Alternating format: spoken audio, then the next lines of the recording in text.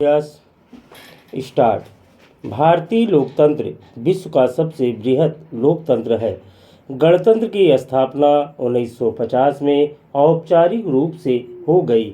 वर्ष 1952 में वयस्क मताधिकार के आधार पर प्रथम आम चुनाव हुए और लोकतांत्रिक प्रक्रिया प्रारंभ हो गई। तब से लेकर अब तक लंबा समय गुजर चुका है। जब हम आज़ाद हुए थे तब से बहुत बड़े बड़े बदलाव हुए हैं। जनता का शासन होगा, यह नवनिर्मित लोकतंत्र का आश्वासन था। जनमत निर्माण में समाज के कमजोर से कमजोर व्यक्ति को चुनाव प्रक्रिया में भाग लेने का अधिकार है। भारतीय जनता के प्रति विश्वास और सम्मान का भाव रखते हुए हमारे संविधान निर्माताओं ने भारत में लोकतंत्र की स्थापना का निर्णय लिया था। उनका ऐसा विश्वास था कि जिस संविधान को उन्होंने लोकतंत्र के संरक्षण का उत्तरदायित्व सौंपा है, वह जनता के हक का संरक्षण करेगा और राजनीति की लोलुपता से परे रखेगा। लेकिन समय के साथ राजनीतिक महत्वाकांक्षाओं ने समयानुकूल ढलना सीख लिया है और वे बखूबी जान गए हैं कि संविधान के प्रावधानों और लोकतंत्र के आदर्शों को कैसे अपने पक्ष में इस्तेमाल करना है। वर्तमान में भारतीय लोकतंत्र को एक संपूर्ण और मजबूत लोकतंत्र नहीं कहा जा सकता। स्वतंत्र भारत की जनता रोज नवीन कठिनाइयों से दो चार होती है। भूख, गरीबी, कुपोषण, बेरोजगारी, बदहाल कृषि कानून में जंगल राज, महिलाओं का दैहिक और मानसिक उत्पीड़न, यह लोकतंत्र की आदर्श छवि पर उछाले गए कीचड़ है। लोकतंत्र के दो मुख्य पक्षों से आधार मिलता है, सत्ता पक्ष और विपक्ष। लेकिन जब विपक्ष निर्बल हो तो सत्ताधारी दंभ का शिकार बन जाता है। निरंकुश तानाशाही का रुख अख्तियार होते देर नहीं लगती। यह लोकतंत्र का सबसे घातक भाग है, क्योंकि मुलम्मा लोकतंत्र का होता है और अंदर तानाशाही कूट कूट कर भरी होती है। इसके अतिरिक्त सांप्रदायिकता, जातिवाद, क्षेत्रवाद, भाषावाद जैसी समस्याएं भी गंभीर विषय हैं। भ्रष्टाचार का आदर्श सड़क से संसद तक विद्यमान मिल ही जाता है। आतंकवाद भी बाहर से त्रास देता रहता है। हमारे देश में नौकरशाही की जड़ें काफ़ी गहरी है। जनसेवा की भावना का जब इस तंत्र में अभाव होता है तो नौकरशाह खुद को जनस्वामी की भूमिका में देखने लगते हैं। नौकरशाहों, नेताओं, पूंजीपतियों, ठेकेदारों का गठजोड़ जनता को केवल दुख ही देता है। चुनाव किसी भी लोकतांत्रिक देश में महापर्व जैसा महत्व रखते हैं, बशर्ते चुनावों का आयोजन निष्पक्ष हो। जनता भी तभी उत्साहित होगी।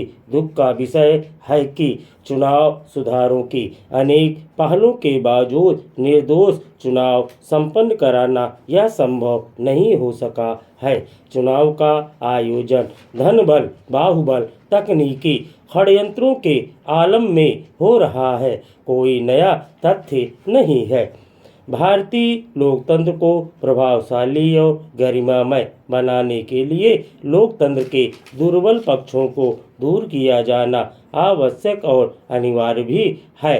समग्र प्रयास ही एकमात्र समाधान हो सकता है। प्रथम आवश्यकता है कि विपक्ष को सशक्त बनाया जाए। इसके लिए विपक्षी दलों का ध्रुवीकरण आवश्यक है। विपक्ष सशक्त होकर आलोचनात्मक दृष्टिकोण विकसित करे, विकास मार्ग में रोड़े न लगाए, सरकार की निरंकुशता को नियंत्रित करे, जहां आवश्यक हो रास्ता रोककर खड़ा हो और जहां जरूरत हो वहां पीठ थपथपा कर प्रोत्साहित भी करे। चुनाव प्रक्रिया में निष्पक्षता अनिवार्य है। मतदान का प्रतिशत बढ़ाकर चुनाव में एक स्वस्थ निर्वाचन को अग्रणी किया जा सकता है। जनता को भी यह जागरूकता लानी होगी कि जो प्रत्याशी उसके द्वारा चुने जा रहे हैं वे वास्तव में योग्य हों, उज्जवल चरित्र और उत्साही दृढ़ निश्चयी उम्मीदवार को समर्थन देकर सत्ता तक पहुंचाना यह जनता का कर्तव्य है। न्यायिक सक्रियता का सामान्य अर्थ उस स्थिति से माना जाता है जिसमें न्यायपालिका अपने अधिकार क्षेत्र से बाहर निकलकर कार्यपालिका अपने अधिकार क्षेत्र से बाहर निकलकर कार्यपालिका या विधायिका के कार्य क्षेत्र में दखल देने लगती है। न्यायिक सक्रियता की शुरुआत पश्चिमी अवधारणा से मानी जाती है। अमेरिका में यह अवधारणा न्यायिक समीक्षा के रूप में सन 1803 में मारबरी बनाम मेडिसिन मामले में देखी गई। यहाँ न्यायाधीशों की नियुक्ति के मामले में न्यायपालिका ने कांग्रेस और कार्यपालिका के आदेशों की समीक्षा की तथा संविधान को देश का सर्वोच्च और मूल कानून बताया। यह भी कहा कि कानून क्या कहता है इसका निर्णय न्यायालय करेगा। भारत में लोग सामान्यतः अब यह मानने लगे हैं कि कुछ विशेष अवसरों पर या शासन के संकट के समय यह एक आपातकालीन तंत्र के रूप में कार्य करता है। जब विधायी या कार्यकारी संस्थाएं अपना कार्य सही तरीके से नहीं कर पाती हैं तो न्यायिक सक्रियता अपना काम शुरू कर देती है।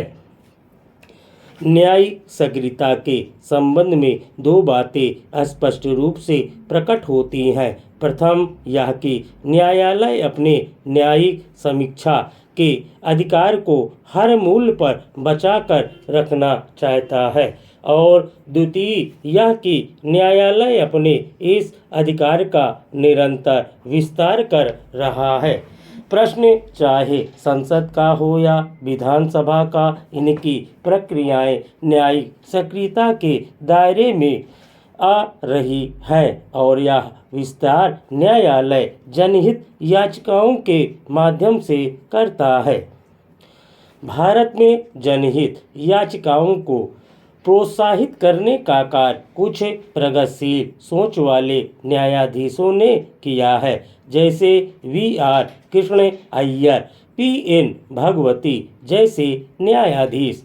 भारत में जिस न्यायिक सक्रियता के बारे में वाद विवाद की स्थिति है उसे कुछ वरदान मानते हैं तो एक वर्ग ऐसा भी है जो इसे संकट के तौर पर देखता है।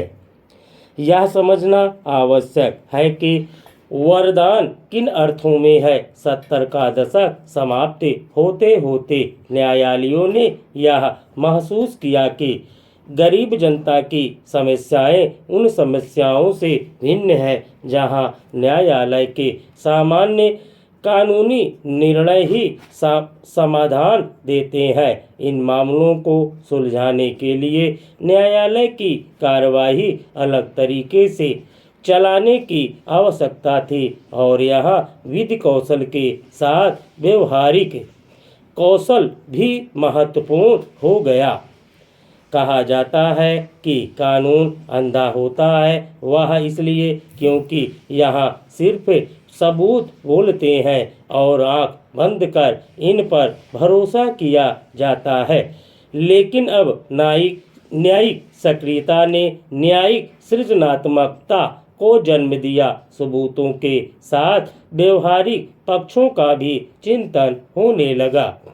न्यायिक सक्रियता के तहत जागरूकता कार्यक्रम चलाए गए, कानूनी सहायता के लिए कैंप लगाए गए। वकीलों और सरकारी अधिकारियों ने ग्रामीण क्षेत्रों में जाकर ग्रामीणों की समस्याओं की सुनवाई की।